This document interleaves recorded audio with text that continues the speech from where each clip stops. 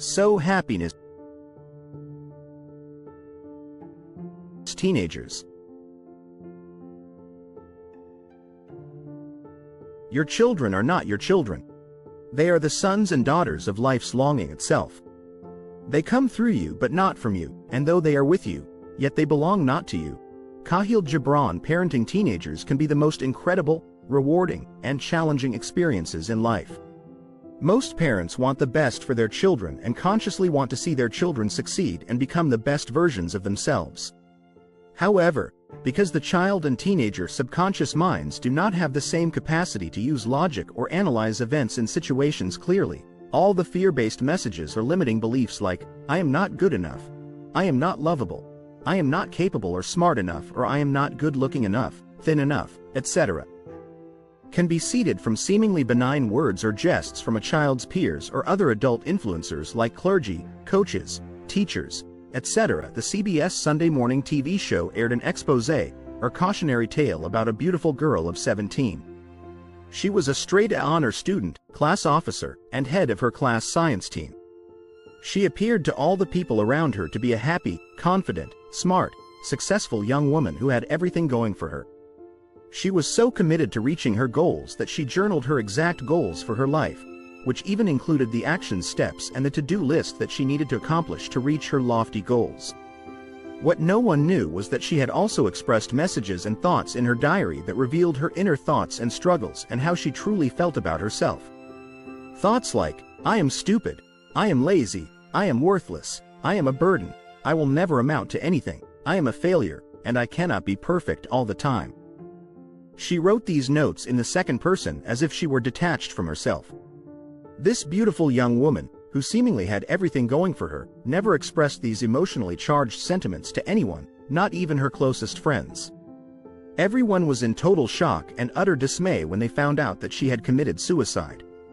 As mentioned in this case, her parents may have been the best parents, saying and doing all the right things.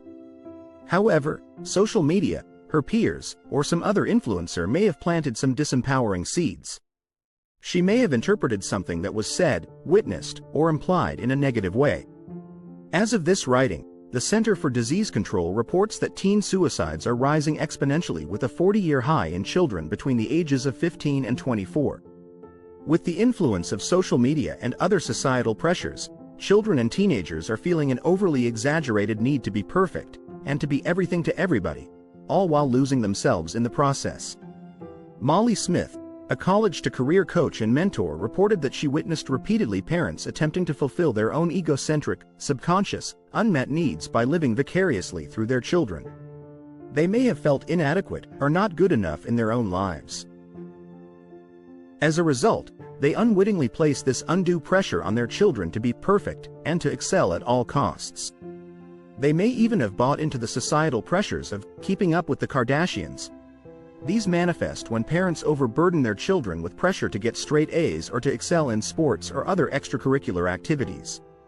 Parents may go to extraordinary lengths, like bribery or paying off a coach, to get a child into the best college even when the child has no vested interest in going to college.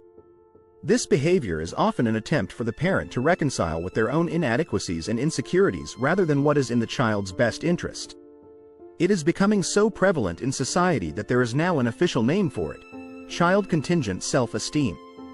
Parents may not recognize that they are doing this.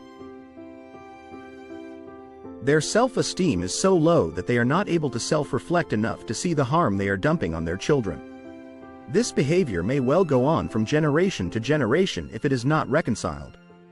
Many parents who mean well and have the best intentions for their child often use language such as, I just want him, her to be happy, and I wish he or she would not put so much pressure on himself or herself. Parents are coming from a loving place.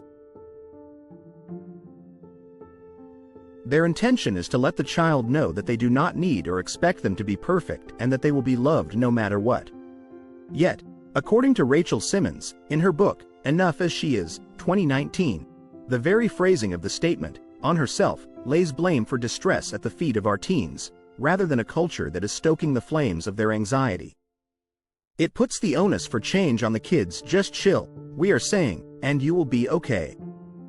Letting the rest of us off the hook, even as we might unwittingly exacerbate their distress.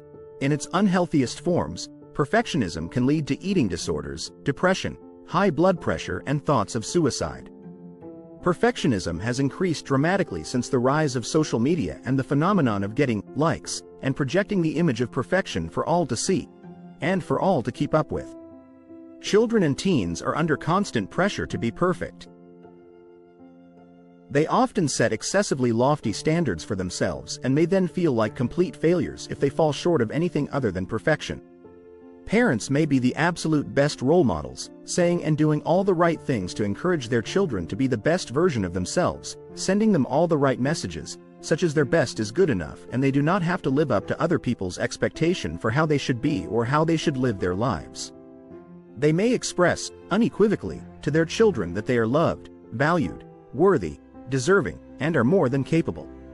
The challenges then arise when other influencers, such as teachers, coaches, clergy, peers, or social media, intentionally, unintentionally, plant seeds which are not empowering or may, in fact, have detrimental effects on a child's psyche and his/her life programming.